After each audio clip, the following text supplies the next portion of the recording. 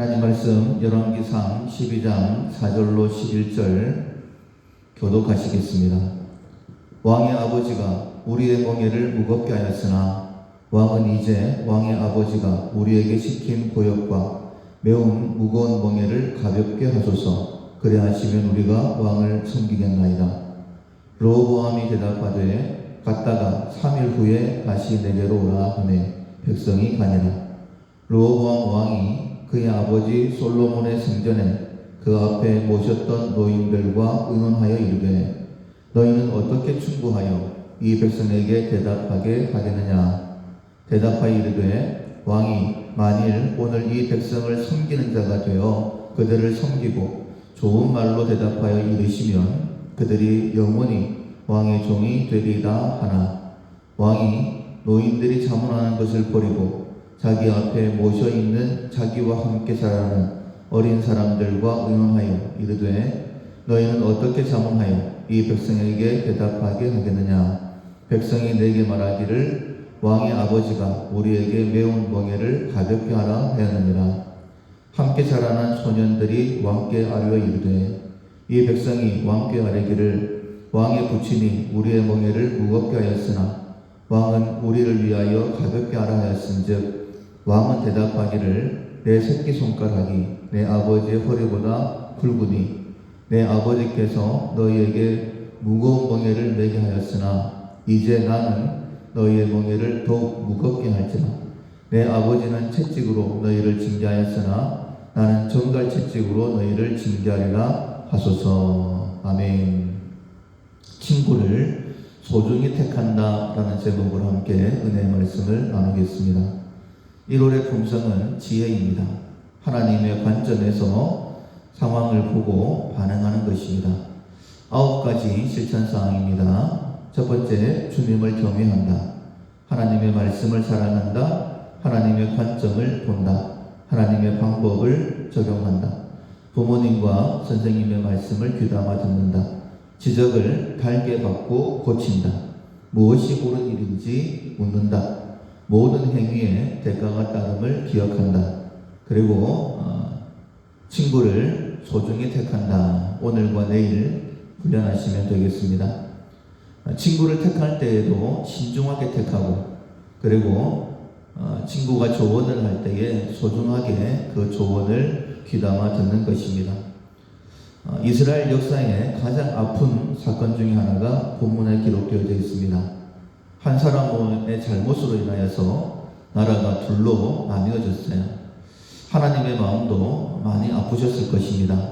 하나님의 영광을 위해 살아계심을 그리고 하나님이 사랑이심을 증거해야 될, 그래서 그 일을 위해 선택받은 나라가 둘로 나뉘어졌기 때문입니다. 왜 이런 일이 일어나느냐? 친구를 잘못 선택했기 때문에, 잘못된 조언을 들었기 때문입니다. 사건의 발단은 1절부터 보시면 솔로몬의 아들 르호보암이 이제 대관식을 하게 됩니다. 대관식을 위해서 세겜으로 갔을 때에 백성의 대표자로 여로보암이 찾아왔어요. 하는 말이 4절에 왕의 아버지가 우리에게 멍에를 무겁게 했습니다. 왕은 무거운 멍에를 가볍게 주십시오. 그러면 우리가 왕을 섬기겠습니다. 이렇게 이야기를 했어요. 이스라엘이 아니라면, 일반 다른 나라라면 왕이 이렇게 해도 되고 저렇게 해도 괜찮습니다. 그러나 이스라엘은 하나님의 나라입니다. 왕을 세우셔서 백성을 섬기게 하신 거예요. 그렇다면 르호보암, 백성이 찾아와서 힘들다고 하면, 멍에가 너무 무겁다 라고 그렇게 이야기하면 백성들에게 사과해야 됩니다. 아버지의 잘못을 인정을 하고 백성들을 더 잘 섬기겠다 라고 그렇게 선포하는 것이 마땅합니다. 그런데 3일 뒤에 오라고 말을 하죠. 여기서부터 잘못되었습니다. 이미 르호보암의 마음에는 섬김이라는 단어가 없습니다. 지혜는 하나님의 관점에서 보고 행동하는 것이다 라고 우리가 말씀을 듣고 있는데, 정말 하나님께서 원하시는 것이 무엇일까? 르호보암에게 원하시는 것은 백성을 섬겨라 라는 것입니다. 예수님은 섬기기 위해 나는 왔다라고 말씀하셨고 나는 섬기는 자 중에 있다라고 하셨죠. 제자들의 발을 씻기실 때에도 본을 보이기 위함이다 라고 말씀하시면서 너희들도 서로 발을 씻겨주거라 라고 말씀하셨습니다. 왕을 세우신 목적은 섬기라고 하나님의 마음으로. 만약 르호보암이 섬기려는 마음이 있었다라고 한다면 바로 그 자리에서 답을 했을 것입니다. 알겠다. 내가 너희들을 섬기겠다. 그런데 3일 뒤에 와라 라고 이야기를 했습니다. 그렇다면 왕의 마음에는 답이 이미 정해져 있습니다. 노인이든 젊은이든 형식적으로 물을 뿐이죠. 먼저는 노인들에게, 원로들에게 먼저 자문을 구했습니다. 어떻게 하면 되겠느냐? 그때에 노인들 대답을 하죠. 7절에 보면 만일 오늘 이 백성을 섬기는 자가 되어 그들을 섬기고 좋은 말로 대답하여 이르시면 그들이 영원히 왕의 종이 될 것입니다. 그러나 이것은 왕이 원하는 대답이 아닙니다. 그래서 자기와 함께 자란 어린 소년들에게 물어봅니다.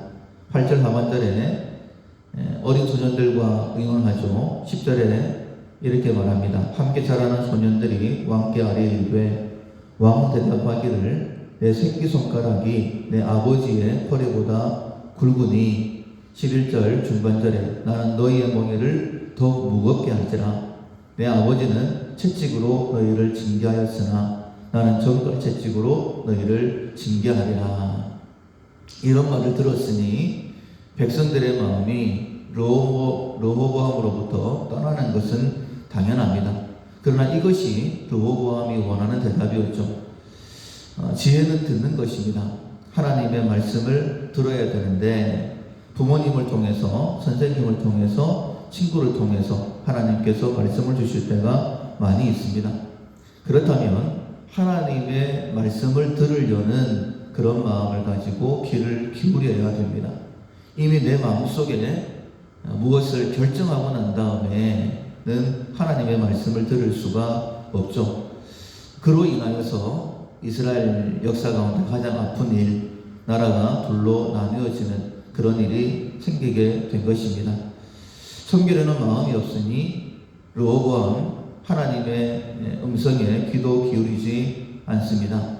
하나님께서 어떻게 해야 하실까요? 이것 역시 정해져 있습니다. 하나님은 교만한 자는 물리치신다라고 하셨죠. 사무엘하 22장 28절에 보면 주께서 공고한 백성은 구원하시고 교만한 자를 살피사 낮춰버리신다 라고 그렇게 말씀을 하십니다. 하나님이 낮춰버리시면 아무리 좋은 계획, 좋아 보이는 계획이라 할지라도 무용지물입니다. 그 일은 이루어질 수가 없는 거예요. 길은 같은 길처럼 보일 수 있습니다. 그러나 하나님이 낮춰버리시면 그 길은 막혀버리는 것입니다. 우리가 지난 시간에 사울이 다메섹으로 가는 그 장면을 함께 살폈습니다. 다메섹으로 가는 길은 같습니다.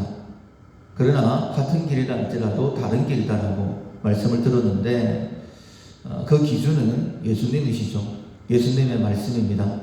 예수님의 말씀을 듣기 전과 듣기 후에, 들은 후에 그 길은 완전히 다른 길인 것처럼 우리가 귀를 기울여서 하나님의 음성을 듣고 믿음의 길을 걸어야지만이 그 길을 하나님께서 인정하시는, 하나님만 의지하는 겸손한 길이 되어서 하나님의 도우심을 경험할 수 있게 되는 것입니다. 말씀을 듣겠습니다. 함께 동행할 수 있는 소중한 동역자를 하나님께서 우리에게 허락해 주셨어요. 친구다라고 말씀을 드릴 수 있습니다. 먼저는 좋은 친구를 사귀어야 되죠. 그리고 그들의 조언을 신중하게 여겨야 됩니다. 따라서 이렇게 기도하셔야 됩니다. 하나님의 말씀으로 조언해주는 좋은 친구를 달라고 먼저 기도하셔야 되고, 또 친구들의 조언을 소중히 여겨야 됩니다. 그래서 또한 이렇게 기도하셔야 됩니다. 친구를 통해서 들려주시는 하나님의 말씀을 분별하고 순종할 수 있도록 도와달라. 하나님께서 먼저는 내게 하나님의 말씀을 들려주시기 위해서 좋은 친구들을 허락해 주셨죠. 내 남편과 내 아내, 또 우리가 함께 신앙생활하면서 믿음의 동력자로 여기고 있는 저와 여러분들이 하나님께서 좋은 친구로 허락하신 믿음의 동력자들입니다. 저도 여러분들에게, 여러분도 저에게, 우리가 서로가 서로에게 이런 좋은 친구들, 함께 끝까지 갈 수 있는 하나님의 말씀을 서로 들려줄 수 있는 좋은 동력자가 되기를 소원합니다. 그래서 하나님을 대적하는 길이 아니라 정말 하나님께서 원하시는 믿음의 길을 걷고 우리가 속한 공동체를 세워나갈 수 있는 우리 모두가 될 수 있기를 주님의 이름으로 축원합니다. 아멘.